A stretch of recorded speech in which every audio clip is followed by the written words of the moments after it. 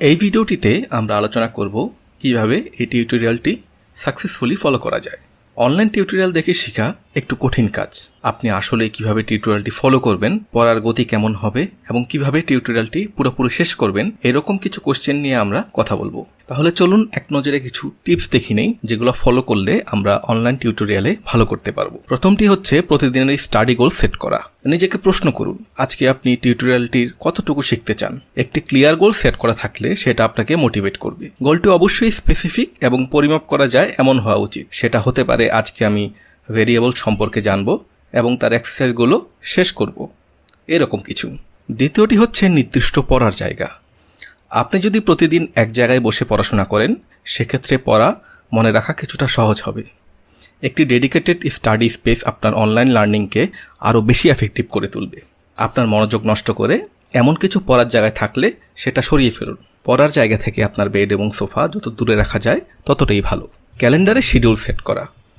আপনার ক্যালেন্ডার অ্যাপে একটি সময় নির্ধারণ করুন যে সময়টায় আপনি টিউটোরিয়ালটি ফলো করা এবং প্র্যাকটিস করার জন্য ডেডিকেটেড রাখবে।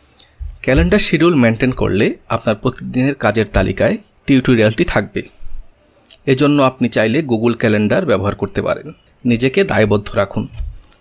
শুনতে একটু কঠিন মনে হলেও এটা আসলে হচ্ছে আপনার শেখার বিষয় আপনার বন্ধু শুভাকাঙ্ক্ষীদের সাথে শেয়ার করা এবং আলোচনা করা। আপনার নতুন শেখার বিষয়গুলো সোশ্যাল মিডিয়াতে পোস্ট করুন যাতে সবাই জানতে পারে। বন্ধু এবং ফ্যামিলি সাপোর্ট একটা হিউজ ডিফারেন্স মেক করতে পারে। নোট নিন। পড়ার সময় টপিকগুলোর নোট নেওয়া উচিত। এটা আপনার অ্যাটেনশন বাড়ায়। আপনি ফিজিক্যাল ক্লাসরুমে শিখুন অথবা অনলাইনে, নোট নেওয়া খুবই কার্যকর একটি শেখার পদ্ধতি। আপনি এই কাজটি খাতা কলম অথবা ডিজিটাল অ্যাপ দিয়েও করতে পারেন। এক সময় কেবল একটি কাজ করুন। সিঙ্গেল টাস্কের চেয়ে মাল্টিটাস্কিং আসলে কম প্রোডাক্টিভ। স্ট্যানফোর্ড ইউনিভার্সিটির একটি রিসার্চ থেকে দেখা গেছে যে যারা সিঙ্গেল কাজে মনোযোগ দেয় তাদের সাকসেস রেট যারা একসাথে অনেকগুলো বিষয় শিখতে চায় তাদের চেয়ে অনেক বেশি। তাই এক সময় একটি বিষয়ে ফোকাস দেওয়াটা জরুরি। বিরতি নেওয়া। শেখার পর আপনার ব্রেনকে বিশ্রাম দেওয়াটা জরুরি।